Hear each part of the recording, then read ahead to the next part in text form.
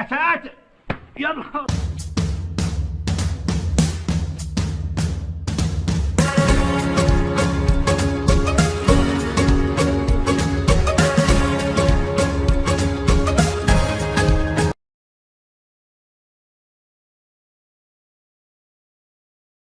يتمتعان بقدرة كبيرة على حسن التعامل مع المباريات الهامة في الأدوار المتقدمة.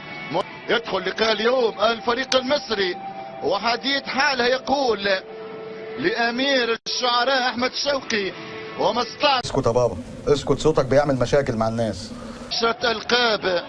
منطق الألقاب يؤكد أن الأهلي ذو مرجعية كروية كبيرة، صاحب ألقاب مرعبة ونتائج باهرة. كرة مصرية، بيرسيتاو يسدد والهدف لصالح الفريق المصري. يسجل يا ساتر يا نهار. فريق الأهلي من أجل كتابة صفحة جديدة في كتاب الأمجاد للفريق المصري. عارف ابدا ازاي يعني؟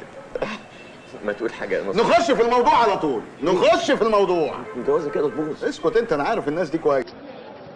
الحارس الشناوي لسه الكورة وسط الميدان والصافي لتمكين تعلن انتهاء. حلو كده قوي اعمل حاجه. ديبالي مرياح ترجي يبحث عن التعادل. كورة تبعد الصوت جاي من هنا. بيرسيتاو وايضا كهربا ومع الشحات. هنا خطوط الاهلي. بيرسيتاو انطلق، بيرسيتاو السريع الخطير، بيرسيتاو خطير وساوث افريكا. بيرسيتاو مين اللي حدف الطوبه دي يا عم الحاج؟ معلش ده العيال بيلعبوا. يكون تاج على راس كل عاشق لفريق الاهلي، لانه بعد ايه يا ابني؟ يا بابا عيني يا حبيبي يا ابني. عامل ملح في عيني يا بابا. ايه هذا؟ خطير والاهلي خطير عن طريق المرتدات. اليو ديانج يتقدم المالي من اجل الثالث. الاهلي خطير، كوره عند الشحات، شحات عرضيه والثالث، الهدف الثالث عن طريق كهربا. ايه ده؟ ايه ده؟